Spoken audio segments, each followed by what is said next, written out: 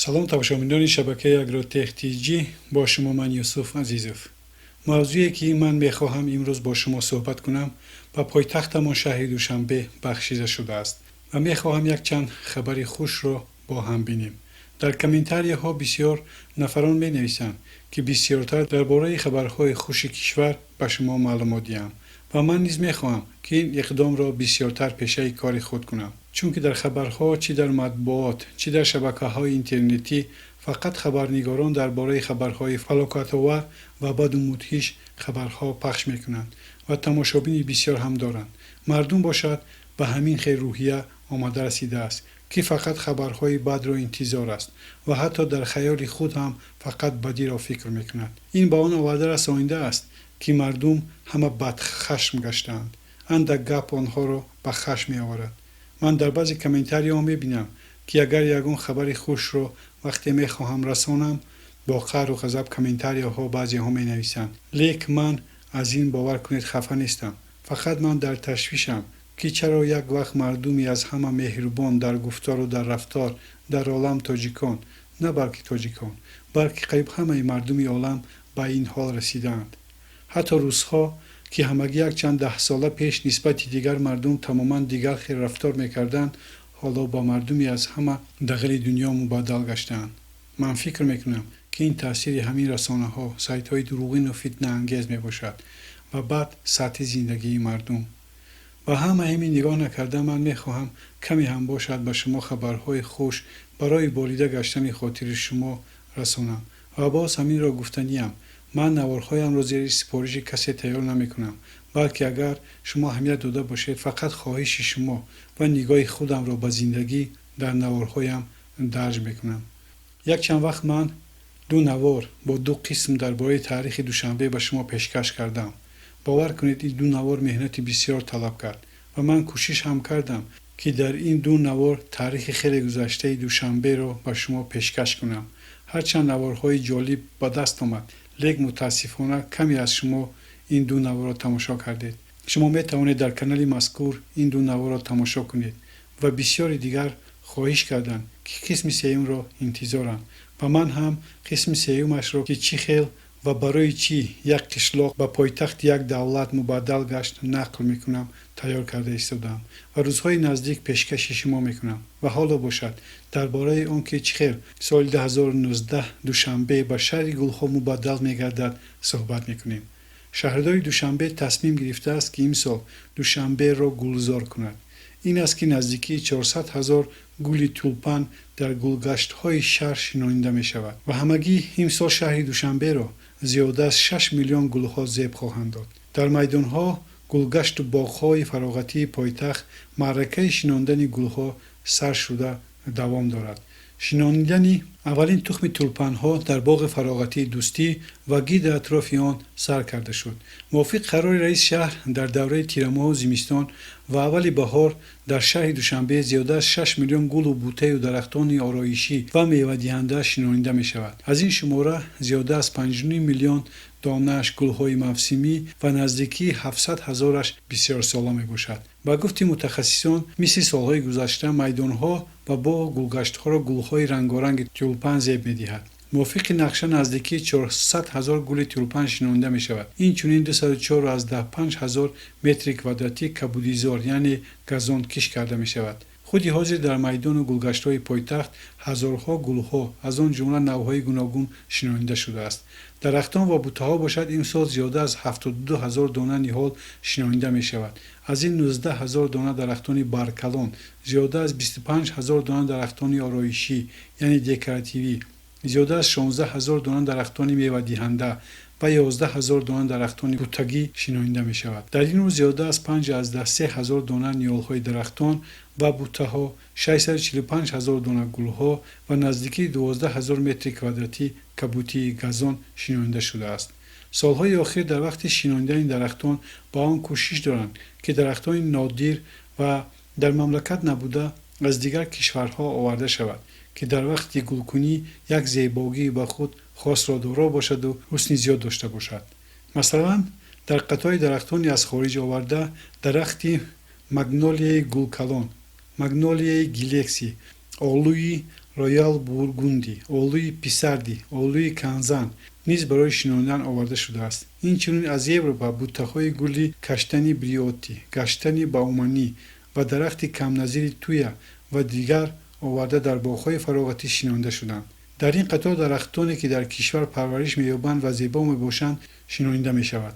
از همه وقتی اپتیمالی برای کشتی گل تولپان ماه‌های دکمبر به حساب می‌رود که حرارت زمین از 7 گرادوس گرمی تا 10 گرادوس خنکی می‌رسد.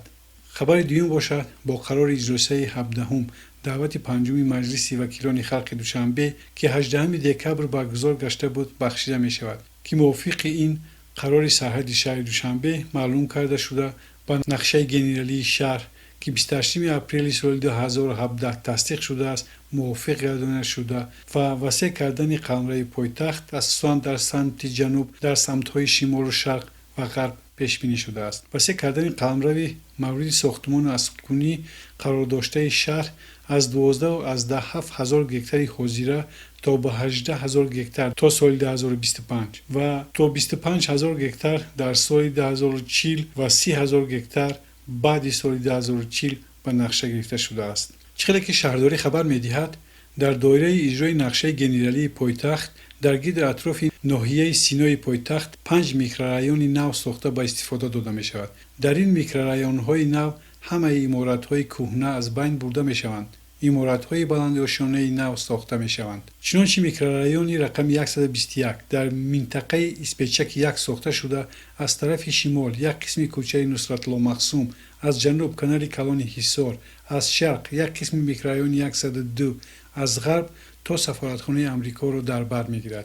میکرورایون دیگر میکرورایون 113 در منطقه محله اسپیچک 2 ساخته شده، منطقه یک قسم کوچه نصرت الله مقسوم، از شرق کوچه حصار، از غرب کوچه اسپیچک را در بر میگیرد. میکرورایون سیوم رقم 31 منطقه از شمال خیابان سعدی شیرازی، از جنوب محله راه نو، از غرب کوچه رحمان نبیف، از شرق کوچه مایاکوسکی را در بر میگیرد. چهارم میکرورایون نو رقم 52 منطقه های محله چارتوت، از شمال کوچه ابای، از جنوب محله خوجندی و کوچه دهاتی، از غرب خیابان بوربت، از شرق کابین زواد را در بر میگیرد.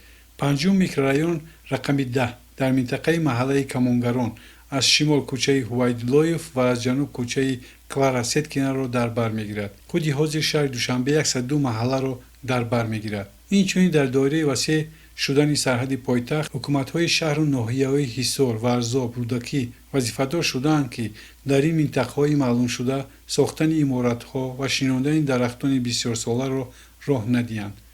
چون که از کمیته معماری و ساختمان تاجیکستان میگویند در کشور تا 30 سالگی استقلالیت دولتی بنیاد 11261 انشاءات در نظر است.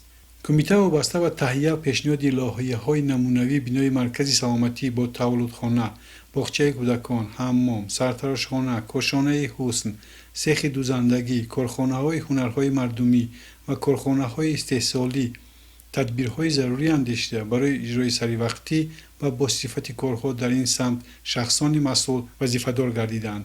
اینچنین تطبیق نقشه گنرالی دوشنبه نیز ادامه داشته و سه نمودن قلمرو پایتخت از حساب زمین‌های نواحی اطراف عملی شده ایستاده است.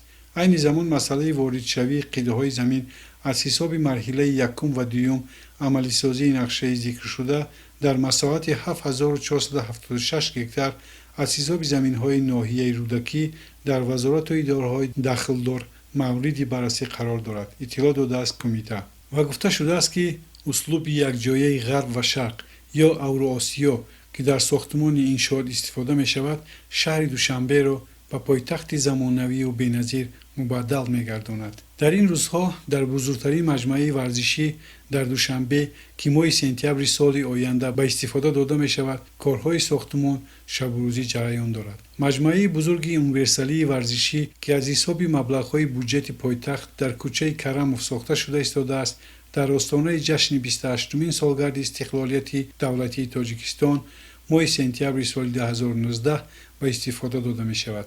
همزمان در قلمرو گرد اطراف مجمع کارهای آبادانی به راه مانده شده است. بنیاد مجمع بزرگ مقیاس ورزشی در میدان 10 گکتار نزد باغ فرهنگ و فراغتی به نام عمر خیام بین نیشابی و تپه‌های لوچوب و دریای دوشنبه جریان دارد. به کارهای ساختمان ساکنان محلی نیز جلب شدند. در ساختمان انشاءات تا 2000 نفر مشغول کار بوده، بعدی با استفاده دادن آن بیش از 600 نفر با جای کار دائمی و مزد مهنتی خوب تامین کرده می شود. لایحه انشاءات مذکور از جانب متخصصان گروه شرکت روستوگیپروشخت روسیه با نظرداشت شرایط محل تهیه شده است. چون که در یک چند نوار پیشتر من خبر داده بودم که وزارت تندرستی کشور از حکومت خواستگار آن را شده است که سال 2019 سال بهداشت سلامتی اعلان شود، ولی چنانی که معلوم شد حکومت تصمیم گرفته است که چند سال دیگر سال رشد دهات، سیاحی و هنرهای مردمی در کشور مانده و ادامه داده شود.